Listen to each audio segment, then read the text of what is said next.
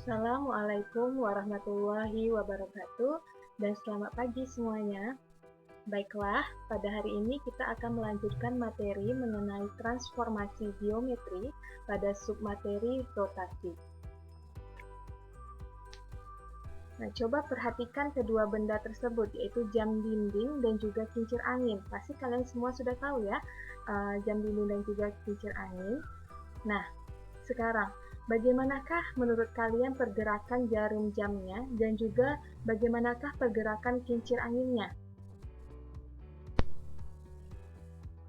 Dari pergerakan jarum jam dinding dan pergerakan kincir angin yang kita lihat tadi, hal apakah yang kalian peroleh? Nah, itulah yang disebut dengan rotasi. Jadi apa sih rotasi itu?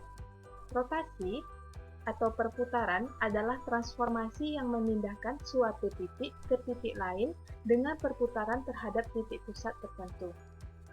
Sehingga sifat-sifat dari rotasi itu yaitu adalah bangun yang diputar atau yang dirotasi itu tidak mengalami perubahan bentuk dan juga ukuran.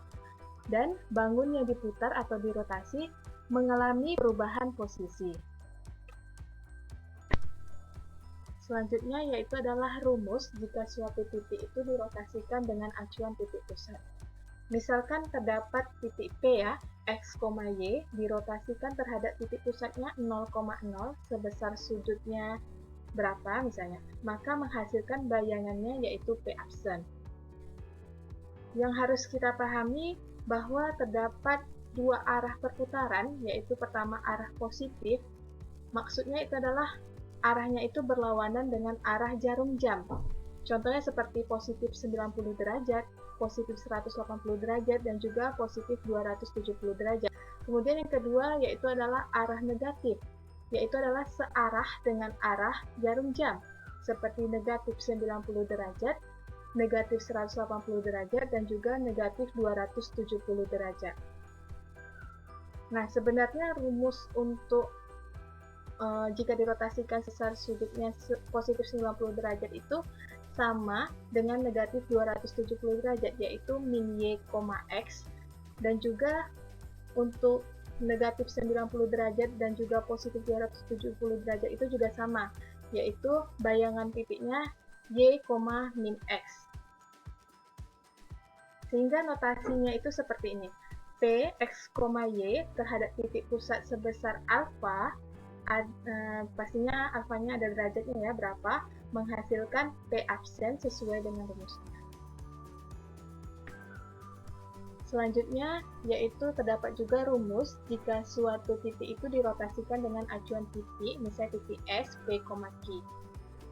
Nah, perbedaan dari rumus yang tadi dengan yang sekarang, bahwa rumus yang tadi itu dia titiknya itu dirotasikan dengan acuan titik pusat 0,0.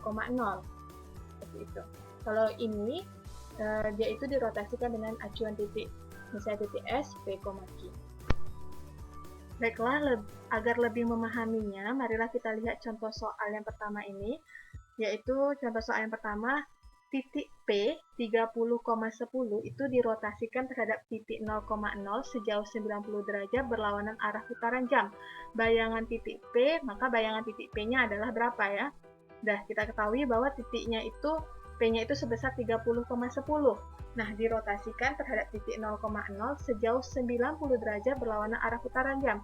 Berlawanan arah putaran jam itu berarti adalah positif 90. Nah, kita ingat kembali bahwa rumusnya jika dirotasikan sebesar positif 90 derajat yaitu adalah min y, x. Nah, untuk menyelesaikannya, kita harus mengetahui dulu x-nya berapa, y-nya berapa dari titik P. X-nya itu 30, Y-nya itu 10. Maka titik bayangan P-nya itu, bayangan titik P-nya yaitu adalah min 10,30.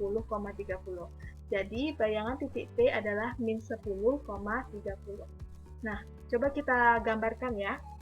Misalnya kan tadi kita terdapat titik P 30,10 ya.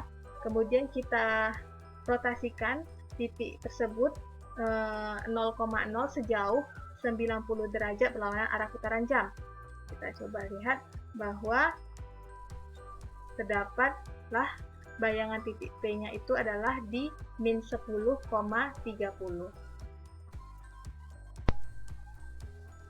contoh soal yang kedua ya. Misalnya terdapat titik A, min 10,20, dirotasikan terhadap titik 0,0 sejauh 270 derajat searah putaran jam. Bayangan titik A-nya adalah berapa? Nah, kita ketahui bahwa titik A-nya tadi adalah min 10,20 ya.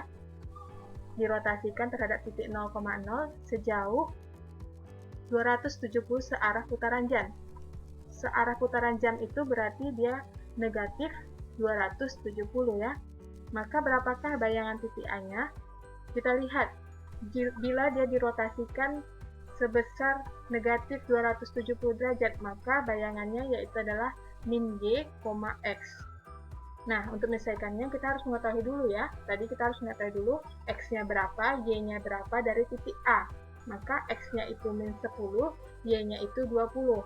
Sehingga bayangan titik A-nya yaitu adalah min 20, min 10.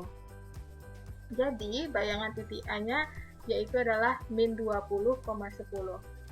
Nah, coba kita lihat bila digambarkan. Tadi titik A-nya itu sebesar min 10,20. Kemudian dirotasikan terhadap titik acuannya itu 0,0. Sejauh 270 ya, kita putar searah putaran jam sejauh 270. Maka mendapatkan bayangan titik A-nya itu yaitu adalah sebesar min 20, min 10.